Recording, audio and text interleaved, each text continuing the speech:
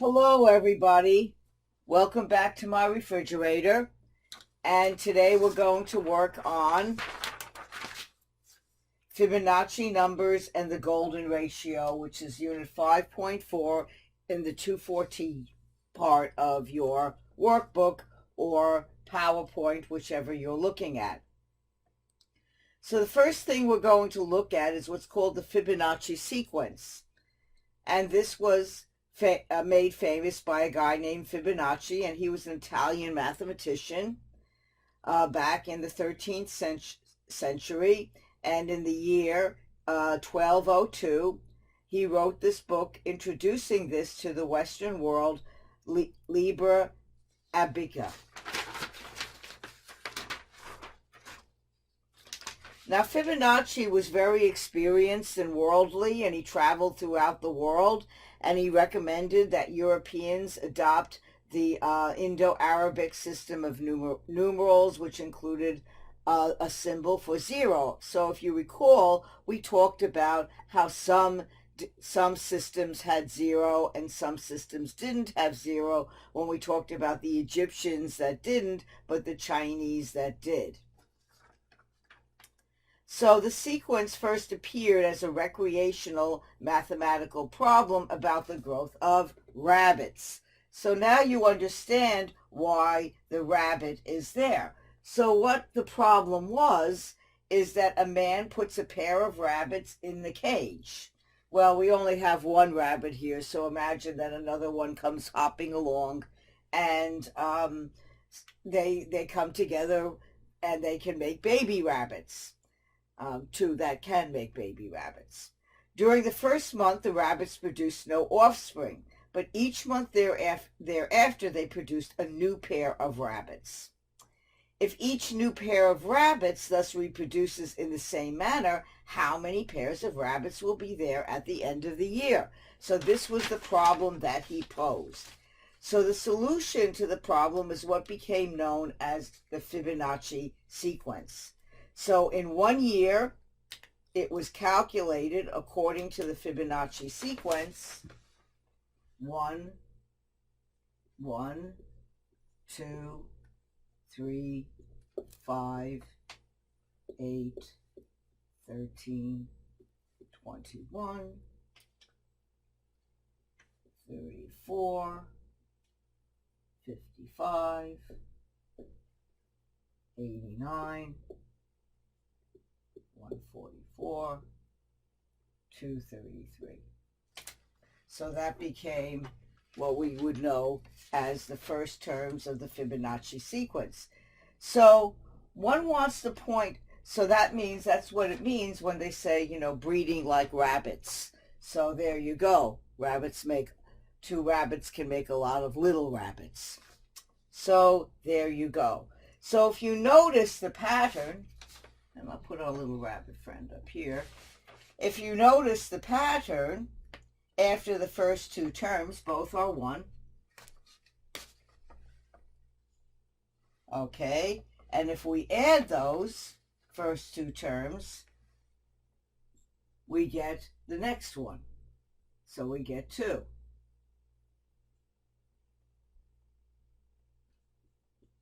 Okay? And so that becomes the next number. And then if we take these two terms and we add them together, we get 3, and that's our next number.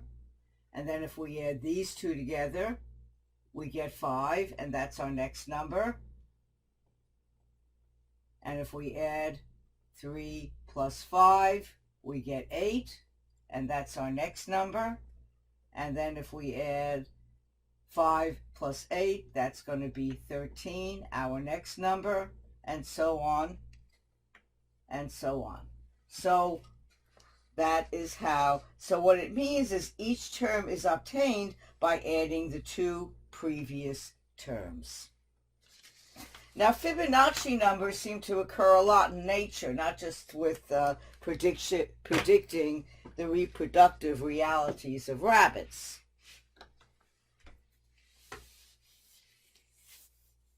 And I looked around my apartment to see what kind of flower pictures I had around my apartment.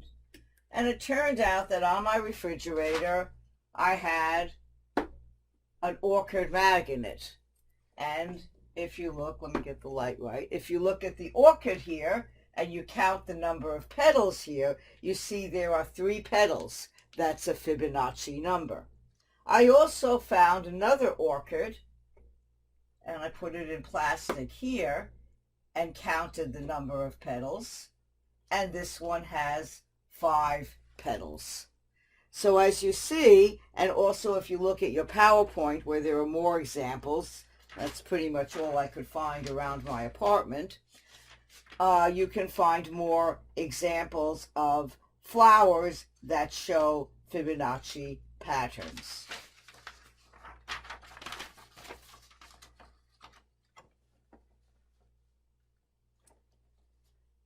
Now it turns out that the Fibonacci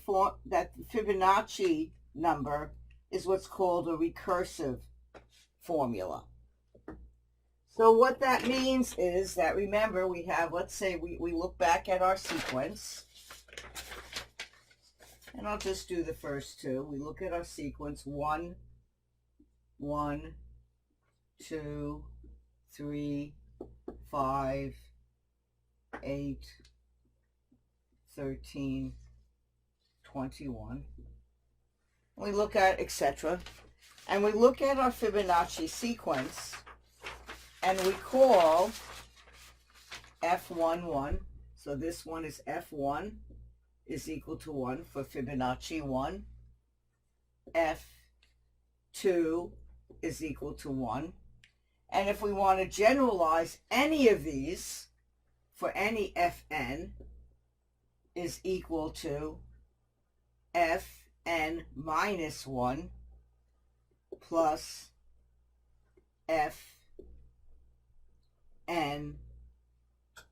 minus 2, minus 2, and Fn minus 1. So for any n greater than or equal to 3. So for example, if I put 3 here, okay, so for example, I'll just put Fn, F3. So that will be 3 minus 2 is 1. So that'll be 1. And then plus, okay, Fn. So that'll be 3 minus 1, which will be F2 plus 2. So that will be F3. So that will give us 2, just like we see there. So we can do that with any of the Fibonacci numbers. Now Fibonacci numbers, in addition, also form spirals. So for example, if I was to, and I looked again around my apartment and to see if I can find any spirals in nature, that would tend to be Fibonacci numbers. And so I found some pine cones from Christmas. And so here, as you see, if I can get it up here, there you see it has kind of this spiral sequence. And it turns out that as you go round and round and round here, and you count the number of little things here, you'll get a Fibonacci number. Maybe it's a little clearer on this pine cone, where you could see how it swirls around. You saw the one seed thing, 2 seed thing, etc., etc. So that is what Fibonacci sequences are, and the pattern of this Fibonacci sequences, as you can see here. So you add the 2 here together to get the next one, and then you add the next, and then the next one, and you get 5, and then you add these 2 to get 8, you get these 2 to get 13, etc. And that's a Fibonacci sequence.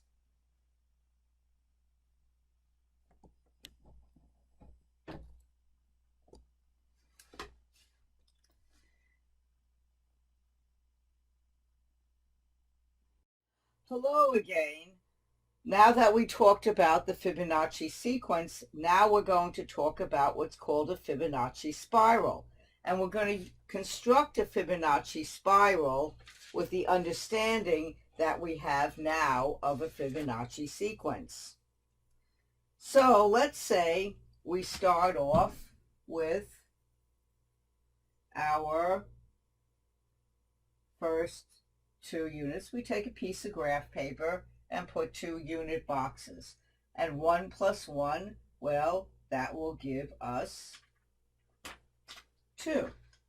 So what I'm going to do is I'm going to extend here 2 by 2. So there's my 2. And then I continue. I look at this and I'm going to do 2 plus 1 gives me 3. And then I'm going to drop down to here. And I'm going to have 2, 3. This is 5. And then, of course, 8. Here's my 8, the next number in my sequence. 8. And then I have 8, 10, 13. So here I have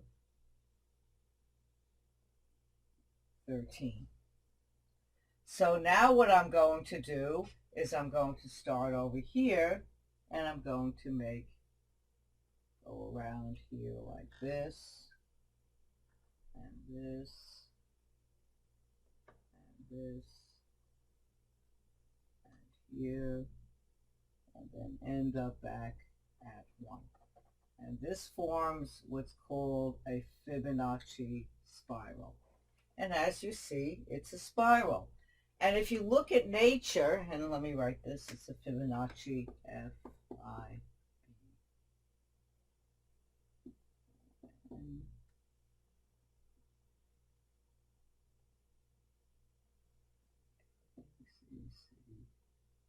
Fibonacci spiral.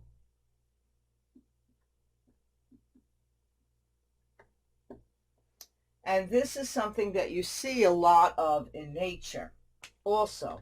And you see a lot of, specifically the Nautilus shell is one of the clearest, that if you cut open a Nautilus shell, you'll see this spiral forming that looks a lot like this.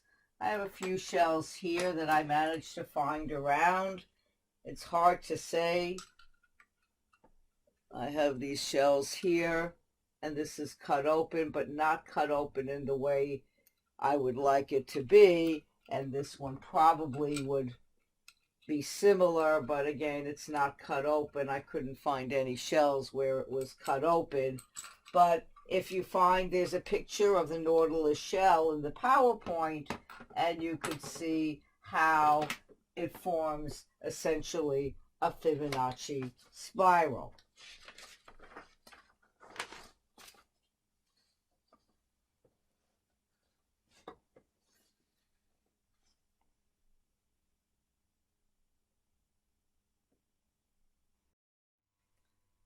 The next thing we're going to look at is what's called the golden ratio.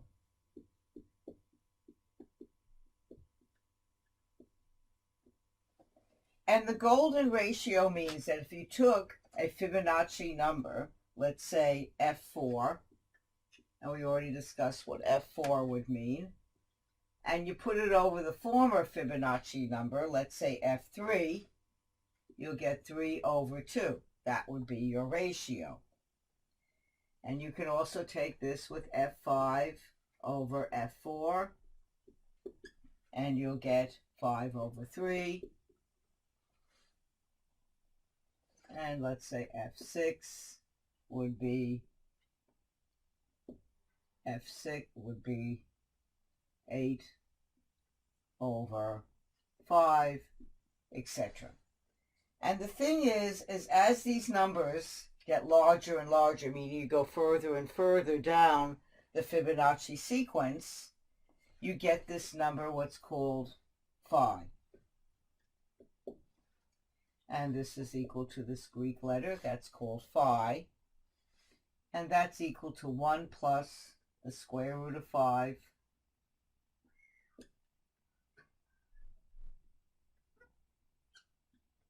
over 2, which is approximately 1.618,033 ... And I put ... and I put approximately because this is called an irrational number. That these numbers, they never repeat themselves. There's no pattern here or specific pattern. But we'll talk more about irrational numbers and square roots a little bit later. Now, one of the cool things about this, too, is that it can form a complex number. So we can also write it as, and this is just something interesting, phi is equal to 1 plus 1 over 1 plus 1 over 1 plus 1 over 1 plus 1 over. So this is over 1 plus over, etc., etc., etc. So it's a complex. Since we just talked about complex numbers, complex numbers, not complex numbers per se, but when we talk about complex expressions, this is a complex one. So I just thought that was an interesting tidbit to put in. But this is how it's usually expressed in most books. It's usually expressed as 1 plus the square root of 5 over 2.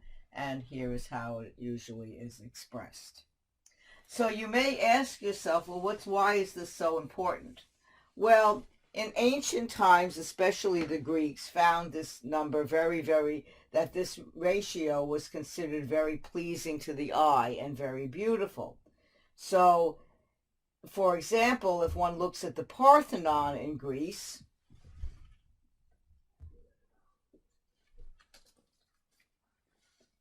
and you put the higher Fibonacci number over its former number, and you keep on going, just like I told you, it will approach as the ratio gets bigger and bigger and bigger, it approaches 1.8, meaning A the larger one over its former one, ... it will become equal to 5. And the Greeks considered, by constructing things, and you can look at your PowerPoint, by constructing things with this ratio, which they did with the Parthenon, was very beautiful. Another interesting point was that during the Renaissance, they rediscovered the golden ratio. And if you look at Da Vinci's Mona Lisa, it has the golden ratio in it, but it also has the Fibonacci spiral as part of it too. Now the golden ratio shows up in nature also. And one of the most natural things that could show up is your arm. So if you take from the elbow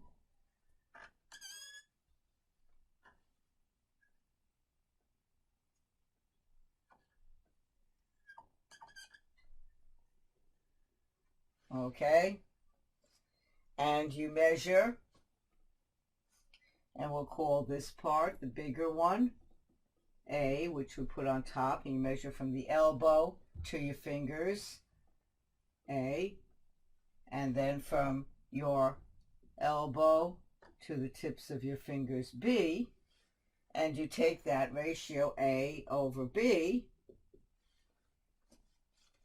you will find it's approximately, everybody's arms are a little bit different, and we've done this a lot in class. And if we were able to do in class, we would actually do this, and you would find that the ratio between A, the length of your arm, over B, from your elbow to your fingers, would be approximately 5.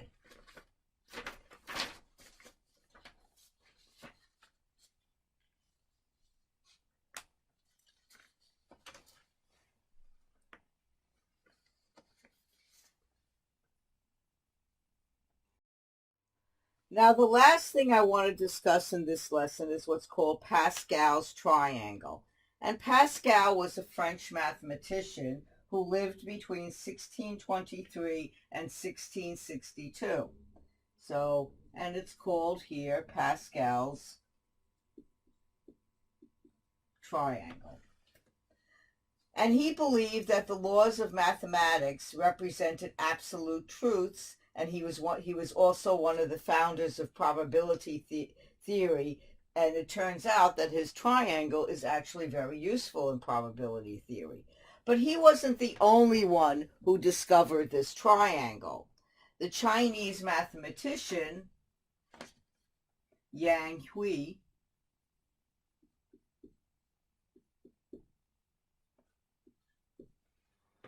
discovered this triangle about 500 years before Pascal did. And then in the 11th century, Persian mathematician and poet Omar Khayyam also used and founded a Pascal's triangle. So it's not that important who discovered the Pascal's triangle first or second, etc., etc. What's important is what the Pascal triangle does, because it turns out that it's very, very useful in a lot of mathematical things. I will just mention a couple. So, in order to build the Pascal triangle, what we do is we start out on the top with 1. Then we put 1 here, and we add 1 plus 1 is equal to 2, and then we put there. And then we add 1 plus 2 is equal to 3. 3. And we add 1 plus 3 is equal to 4. 1 plus 3 is equal to 4. And this is equal to 6, and put the 1s out here. Okay, we can continue doing this. 1 plus 4 is equal to 5. 4 plus 6 is equal to 10. 4 plus 6 is equal to 10. 4 plus 1 is equal to 5, and put the 1s out here. So this forms what we would call the Pascal triangle. And you can keep on going forever and ever and ever. I'm just running out of room to keep on going on and on and on. So, but what I do want to mention is what is this useful for. So I'm just going to point out a couple of things. As I mentioned, it's useful for probability, but I'll just point out a few things. Here we have the units, and we also have our counting numbers, and we're going to discuss a little bit more about our counting numbers. So here we have 1, 2, 3, 4, 5. There are counting numbers. I think we already did discuss a bit about them. And then we have what we just learned recently. Here are triangular numbers. And there are triangular numbers 1, 3, 6, 10, etc. But there are many, many more number sequences that one could figure out. There's the square numbers we could figure out, and you could also find the Fibonacci sequence here too. Let's see if I can at least maybe right after here we have the 1. So here we have 1 plus. So then we could have also the Fibonacci sequence. Is a little bit more work to figure out. You can look at the PowerPoint where it goes into a little bit more detail on how to figure out how to find the Fibonacci sequence and the square numbers. by using the Pascal triangle. But I just wanted to show you how to construct the Pascal triangle and a few simple things that you could find easily on the Pascal triangle that we have discussed a little bit in this course. So thank you very, very much. I think since it's my refrigerator and this chapter is over, it's time for me to go for a soda. So you can, I will have a soda here and stay well. Cheers. And have a good semester. I will come back next time, back to my refrigerator, and we can enjoy more lessons from 56 and 214 for our 214.5 class. Thank you very much and stay well.